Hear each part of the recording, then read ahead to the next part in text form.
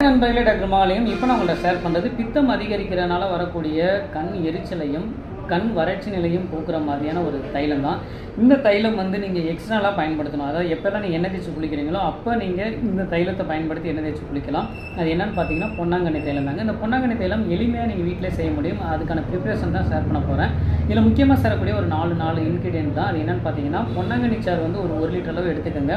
கரிசாலை சாறு ஒரு 1/2 லிட்டர் எடுத்துக்கோங்க. நெல்லிக்காய் சாறு ஒரு 1/2 லிட்டர், பசும்பால் ஒரு 1 லிட்டர் எடுத்துக்கோங்க. இதில் அதிமரம் மட்டும் ஒரு 30 கிராம் அளவு வாங்கி நல்லா இந்த பசும்பாலோட மிக்ஸ் பண்ணி இதோட சேர்த்துக்கோங்க. இதில் சேர்க்கக்கூடிய எண்ணெய் நல்லெண்ணெய். இது ஒரு 2 லிட்டர் அளவு எடுத்து எல்லாத்தையும் ஒன்றா மிக்ஸ் பண்ணி தைலம் காய்ச்சுற பதத்தில், உதாரணத்துக்கு சொல்ல போனால் மெழுகு பதத்தில் காய்ச்சி வடிகட்டி நீங்கள் எப்போல்லாம் எண்ணெய் தேய்ச்சி குளிக்கிறீங்களோ அப்போ பயன்படுத்துங்க. இது வாரத்தில் ஒரு 2 நாள் ஆயில் பாத் பண்ணுறது ரொம்ப ரொம்ப அவசியம். அந்த 2 நாள்லையுமே கண் நோய் வந்தவர்கள் தாராளமாக பயன்படுத்துங்க.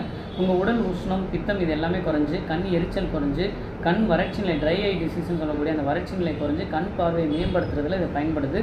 சித்த மருத்துவத்தில் பொதுவாக கண் நோய்கள் 96க்குமே பொதுவான சில தைலங்களில் இந்த பொன்னாங்கண்ணி தைலமும் பயன்படுது. இது சம்மந்தமான சந்தேகங்கள் இருந்தால் எங்களையும் தொடர்பு கொள்ளலாம். அருகில் உள்ள சித்த மருத்துவர் அணுகியும் நீங்கள் தொடர்பு கொள்ளலாம். பயன்படுத்தி பயன்பெறுங்கள். நன்றி நண்பர்களே.